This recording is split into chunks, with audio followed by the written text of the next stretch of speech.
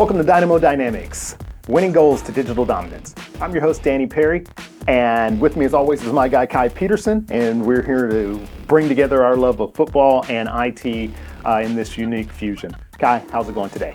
It's going well. Not too well. Dynamo lost this past weekend, but... That they did. But before we get into the Dynamo, I think we have to tell them what they lost. We were playing in the Leagues Cup, which is new to us a little bit, but we've done our research and we have a little bit of information about it. So we know that it is the Liga MX and MLS, a competition that shuts down both leagues for a month during this time of year. And what else? Well, there's about 16 groups. Each group consists of 3 teams. It's about 2 MLS teams and 1 League MX team. Dynamo just played and lost. Atlas FC? Atlas, we just lost 1-0, but we still get the second group stage game. So the top 2 teams make it as well. So we're hoping for a win on this next one. Very interesting concept of the tournament, though, having a lot of groups with only 3 teams. It's very different than like Champions League, Europa League, even World Cup. It is, and there's no home away for one during the group stage. So it's literally 2 matches between those 3, or with the 3 teams in your group. You're playing each of those teams, and basically the points are assigned or won or lost based on that. As well, the winner gets 3 points if it's in regulation. If you win the penalty shootout, you get an additional point. So it's unique scoring, unique format. Everything about this tournament is pretty unique. But, I remember now, last year when Lionel Messi joined MLS, or joined Inter Miami during their pretty miserable season overall, this was the tournament that they were competing for and that they ultimately won. And that drew all of that initial attention when he joined the league. So, so there's something to it. Yeah, I think it'll be exciting because you get 2 different play styles from 2 different leagues.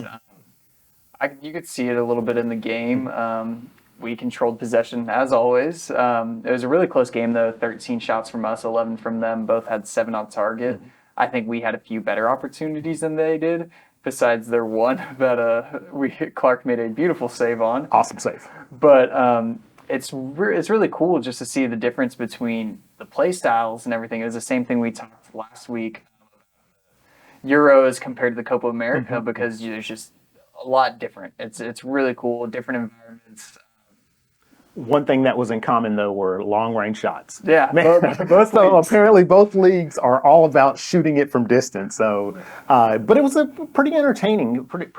We have another match against Real Salt Lake coming up on August 5th. August 5th, and we'll see if we can advance. We need to win it now, apparently. Yeah, I think so. I think we'll be okay because we're used to the MLS teams, but I think it'll be really interesting once. I'm confident once we move on to the knockout stages. If we do draw another non-MLS team or the League MX team, it'll be interesting just because we're not used to playing like that, and I don't think that we should change the way that we play just to compensate for how they play. But some teams do weird things, so we'll see how it all ends up. Indeed. I think that the Dynamo have found really creative ways to possess the ball. They control possession in almost every match that they are in. The defense is relatively solid. Certain games not so solid, but by and large, the defending is solid. And they found their shooting boots recently as well. Well, with the exception of this match that we just went through. So we'll see. I'm pretty confident that they should win it.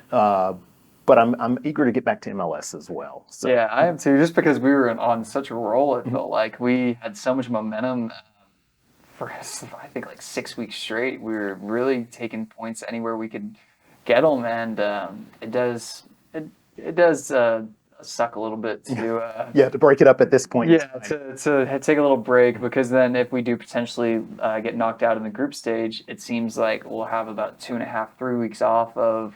No football, I guess good training, good rest for the players, but I think the momentum will slow down very much. 100%. And they were 9 out of 10 unbeaten. They were on a streak of they are on a streak of 9 out of 10 matches unbeaten, and so it's kind of That's not really when you want to break. Yeah. But we have one, so let's take advantage of it and win the Leagues Cup. Why not? Yeah, I mean, we are still sitting sixth on our bracket or on our standings for the MLS. So, I mean, we're sitting in good position to make the playoffs, and maybe We're right in the middle of it. I mean, Yeah. we're firmly in the playoff hunt. But like you said a couple of weeks ago, spots 5 through 10 seem like they're going to be interchangeable by the time this is all over. I think it's going to change quite a bit. So we're sitting sixth right now.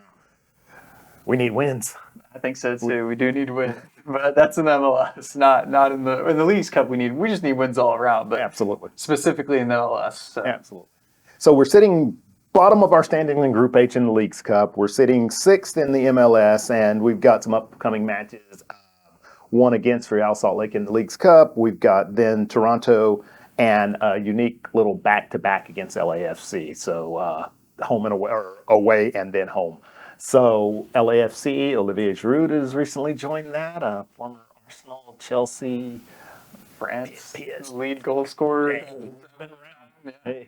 He's been around. So that's I think maybe a little something different, even though we're a few weeks away from that, but that's a different type of goal scorer or target man that we don't see in MLS, Olivier Giroud. Definitely so. He's a tank. He doesn't move very fast, but he has a good leg.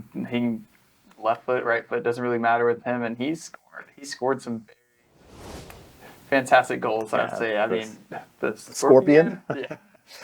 I don't think he has the I don't know if he's athletic enough to do that anymore, but maybe. Yeah, that was a few years ago, but that was really, really impressive. He has a big, meaty forehead as well. Yeah, So he's so that will be interesting. That the back-to-back two games That's against because the of the same. rescheduling for the Hurricane, though, I think, right? I'm not sure about that, but that sounds as reasonable of a rationale to me. Hey, who knows? We may go there, take 3 points, come back home, and add another Take three more. Yeah. That's what we're looking for. Well, that sounds like the best possible scenario going forward. So it was kind of exciting, and I'll definitely pay more attention to the Leagues Cup going forward. As I said, this is kind of new to me as far as learning the rules of the tournament. But it's interesting. I guess one question about the Leagues Cup is it's only played it's between the Liga MX and the MLS, but all of the matches are played only in the United States and Canada, which seems like that's an inherent disadvantage to the Mexican teams. What do you think about that? Whenever I read it, I thought the same thing. I was like, okay, well, how are they gonna have their fans backing them? Because a lot of these games are played on.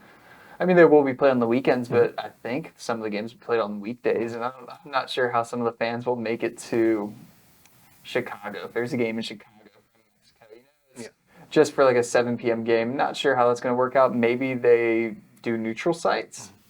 It's the first time really watching this cup, so I'm not sure on all the logistics, but I was thinking the same thing. Yeah. It seems unfair, and maybe the MLS teams want to visit Mexico. There's nice stadiums there as well, but who are we to say? Well, last week we had Augustine Bastus from our partners Posmus on the show, and it really added a really cool element to what we were doing. We enjoyed that. Are there any Liga MX fans out there who would like to talk with us about this? I think they should get with us on our socials. I mean, what do you? I think so too. I thought Augustine. I thought that was one of our best episodes yet. And if anybody else is a football fanatic, just let us know. Yeah. We're more than welcome, or we're more than welcoming, I guess. So Absolutely. So come on, join us. Let us know what you think. Let us know if you've watched the matches, and how your teams are doing. So with that, why don't we remind them of where our socials are and all of that good. Yeah, follow us on our socials and like and comment and let us know what y'all think. Well, thank you all for joining us for this episode of Dynamo Dynamics, and we look forward to seeing you all again next week. As Kai said, subscribe on our social media platforms, and we look forward to your comments. Tell us your Liga MX team. Tell us your MLS team. Join us.